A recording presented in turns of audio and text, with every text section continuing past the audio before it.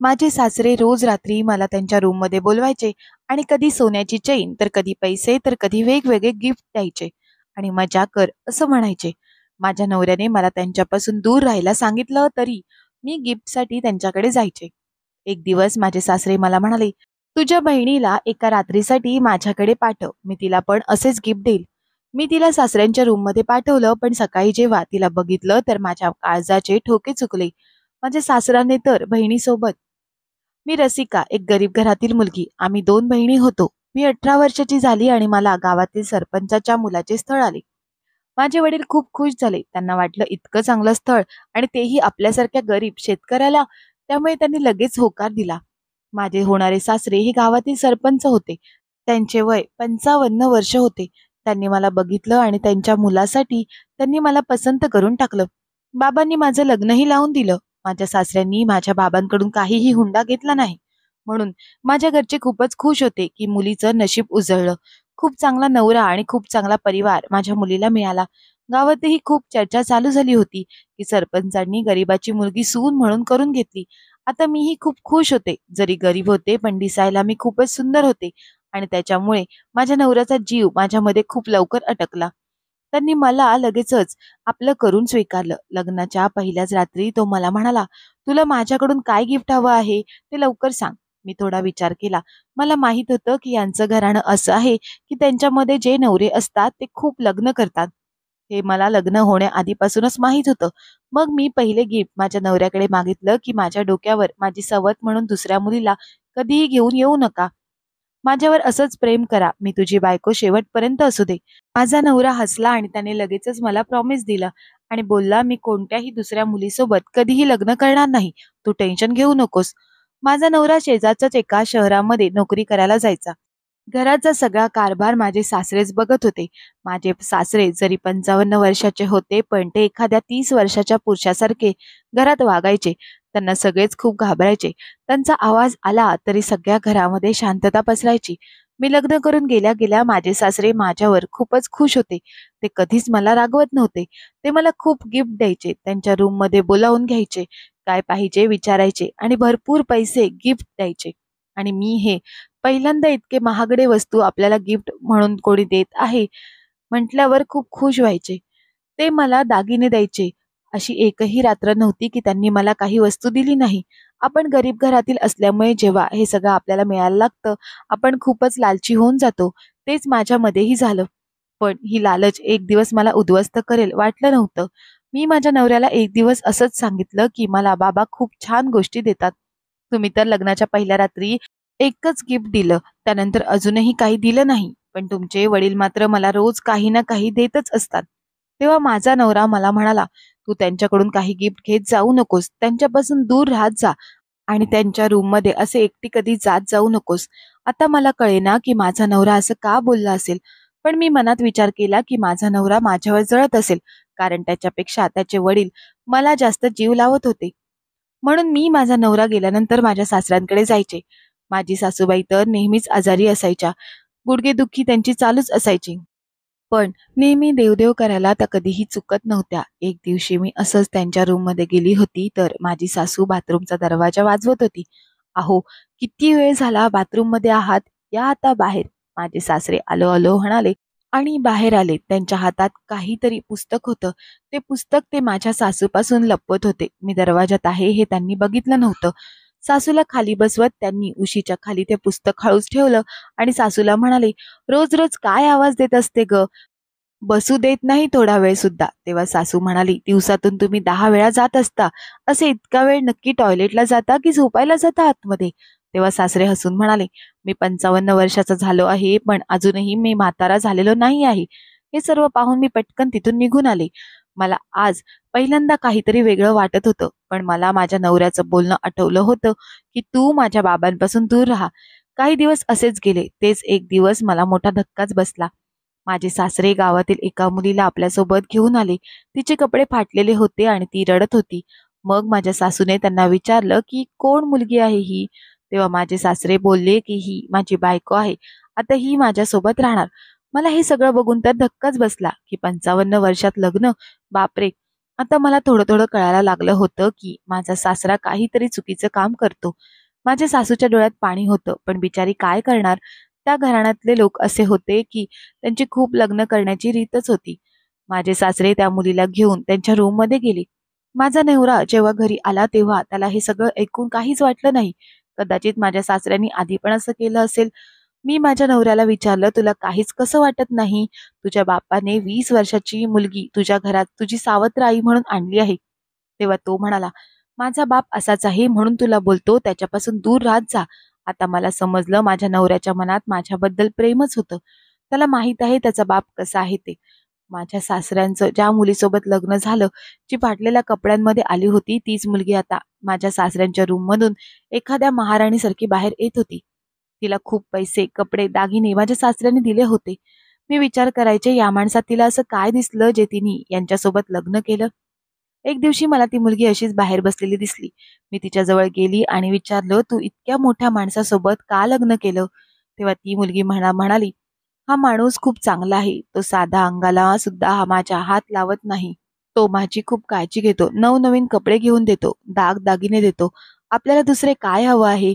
मी तिच्या बोलण्याकडे लक्ष देत होते. परंतु मला सुद्धा या माणसाने खूप गिफ्ट दिले होते. आता माझ्यासोबत पण असंच काही घडणार होतं हे मला माहीत नव्हतं. मी सुद्धा त्यांच्या जाळ्यात सापडणार होते हे मला माहीत नव्हतं. थोड्या दिवसांनी ही मुलगी भांडण झालं म्हणून घटस्फोट घेऊन निघून गेली. थोड्या दिवसानंतर सासऱ्यांनी परत तेच केलं. एका सुंदर मुलीसोबत लग्न करून तिला घरी घेऊन आले. मी परत विचार करू लागले, या माणसाकडे पैसा आहे, तर मुलींना सेटल करून द्यायचं सोडून स्वतः त्यांच्यासोबत मजा मारत आहे. ही मुलगी खूप खुश होती आणि ती पण मला तेच बोलली, की सरपंच फक्त आपल्याला बायको म्हणून आणतो. बदल्यात खूप पैसे देतो आणि आपल्या अंगाला हात सुद्धा लावत नाही. फक्त बायको म्हणून यायचं आणि खूप सारे पैसे घ्यायचे आणि मजा करायची. मला थोडे विचित्र वाटलं. एवढी सुंदर मुलगी घरात असताना मला खूप भीती वाटू लागली, की ही माझ्या नवऱ्याच्या मागे तर नको लागायला. तसं तर माझा नवरा असा नव्हता. पण एखादी चांगली मुलगी समोर दिसल्यावर कोणी पण विरघळणारच ना. त्यामुळे मी खूप घाबरून राहत होते. एक दिवस मी रात्री झोपली असताना अचानक मला जाग आली. तर माझा नवरा माझ्या जवळ नव्हता. मी घाईघाईत उठले आणि घरात सगळीकडे माझ्या नवऱ्याला शोधू लागले. तेव्हा मला माझ्या सासऱ्याच्या रूममधून हसण्याचा आवाज आला. मला वाटलं सासऱ्याला झोपेची गोळी देऊन माझा नवरा आणि ती मुलगी म्हणून मी त्यांच्या खिडकीतून डोकावण्याचा प्रयत्न केला तर माझ्या खांद्यावर कोणीतरी हात ठेवला. मी खूप घाबरले. मागे बघितलं तर माझा नवरा होता. त्याला बघून माझ्या जीवात जीव आला. माझा नवरा मला खूप बोलला, "इतक्या रात्री तू बाबांच्या रूममध्ये असं का डोकावत आहे? चल इथून," म्हणत त्याने माझ्या हाताला पकडलं आणि मला रूममध्ये घेऊन गेला. मी मनात विचार केला की माझा सासरा नक्की रूममध्ये काय करत असतो या मुलींसोबत आणि माझी सासू इतकं गाढ कशी झोपते. आता मात्र मी त्यांच्याकडे लक्ष देणं बंद केलं. काहीच दिवसात ही मुलगी पण घटस्फोट देऊन निघून गेली. असे 3 ते 4 लग्न माझ्या सासऱ्याने माझ्या समोरच केले होते. त्या मुलींना भरपूर पैसा देऊन सोडून पण दिलं होतं. आता हा सासरा माझा काय करतो, कसं करतो मला काहीच माहीत नव्हतं.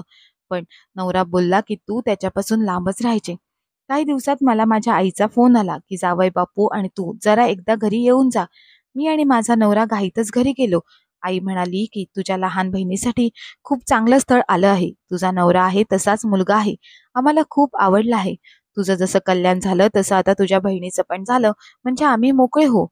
माझी बहीण खूप स्मार्ट होती. माझ्याहून ती खूप गुणी आणि देखणी होती.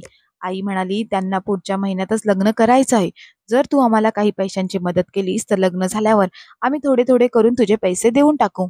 माझा नवरा इतका पण कमवत नव्हता, की मी लगेच पैसे देऊन टाकेन. पण सासऱ्यांचा विचार डोक्यात आला आणि मी आईला म्हणाले, की "घरी गेले की तुला कळवते." आई "ठीक आहे," असं म्हणाली. मी माझ्या नवऱ्याकडे माझं मत मांडलं, की मी बाबांकडे पैसे मागते. त्यावर माझा नवरा म्हणाला, "दुसरे काही पण कर, पण त्या माणसाकडे हात पसरू नकोस." आता मला काहीच कळत नव्हते काय करू. दुसऱ्या दिवशी नवरा कामाला निघून गेला. तेव्हा मी हिम्मत करून सासऱ्यांच्या रूममध्ये गेली. मला पाहताच माझे सासरे म्हणाले, "सुनबाई बसा." मी जरा घाबरतच होते, पण ते माझ्या जवळ आले. माझ्या खांद्यावर हात ठेवत म्हणाले, "बोला, काय म्हणताय? काय काम आहे?" मी थोडं घाबरत त्यांच्यापासून बाजूला होत म्हणाले, "मला थोडे पैसे हवे आहेत. माझ्या बहिणीचं लग्न करायचं आहे आणि इतके पैसे माझ्या माहेरी नाहीत." तेव्हा माझे सासरे असे म्हणाले, की माझ्या पायाखालची जमीनच सरकली.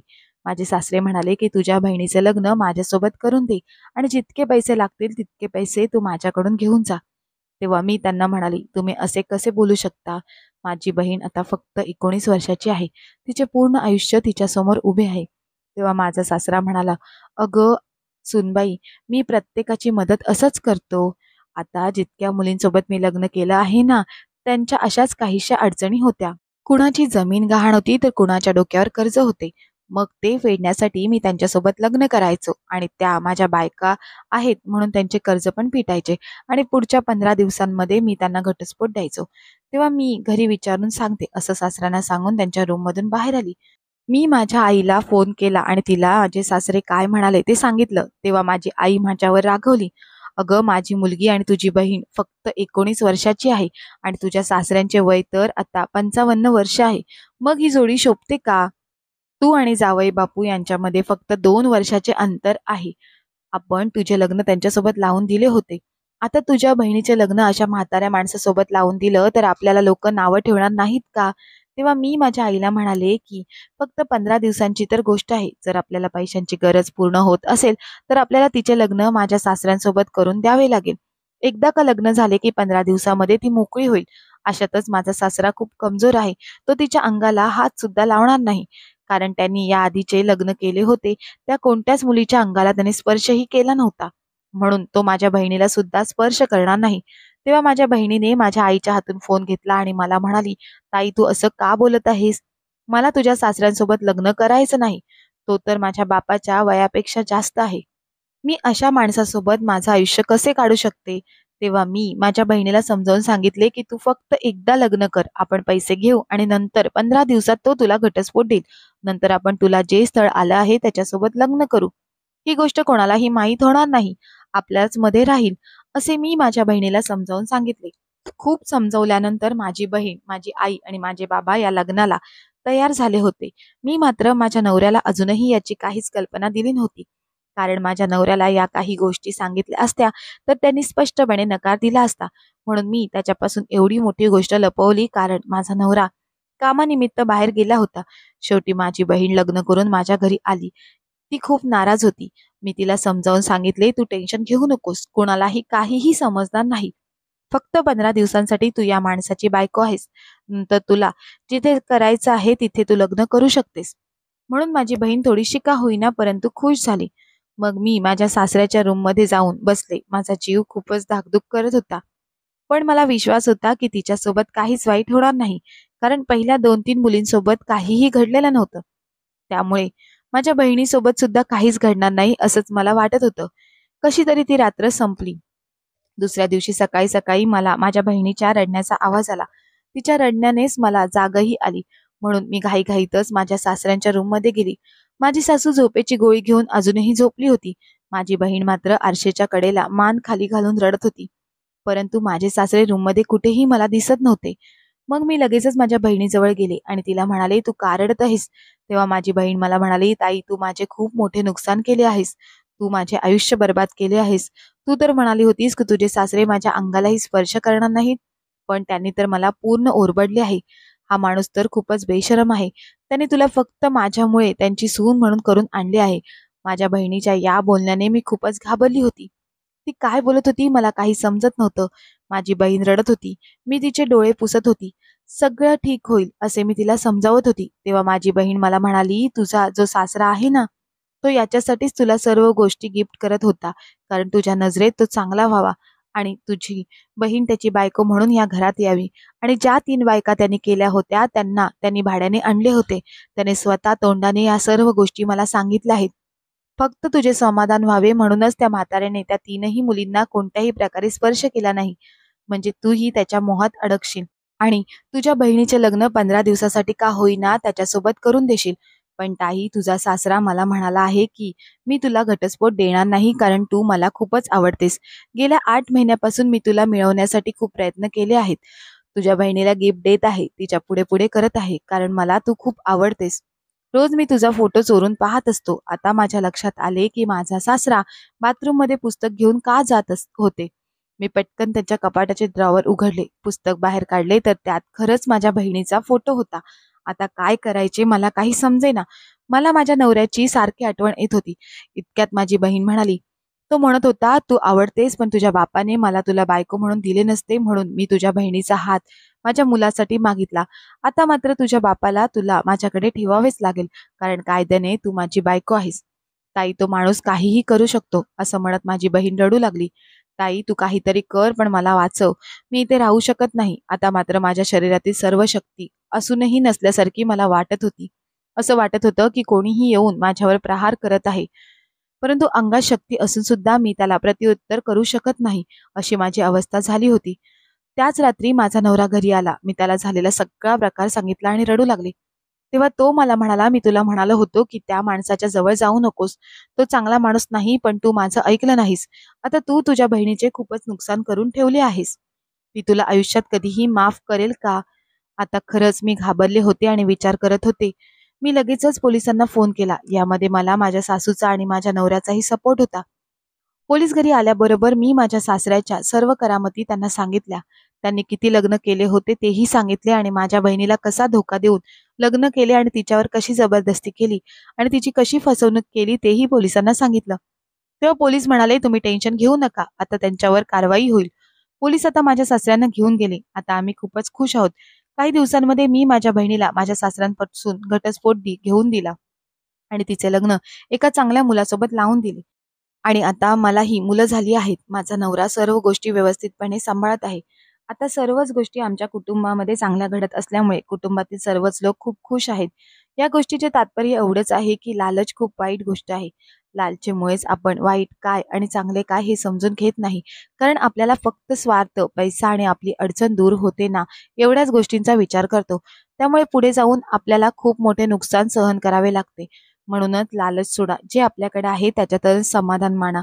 म्हणजे आपण सगळ्यांपेक्षा जास्त खुश राहू शकतो. मित्र आणि मैत्रिणींनो, तुम्हाला जर काही गोष्ट आवडली असेल तर गोष्टीला लाईक करा, शेअर करा आणि गोष्ट कशी वाटली ती आम्हाला कमेंट्स करून नक्की कळवा. धन्यवाद.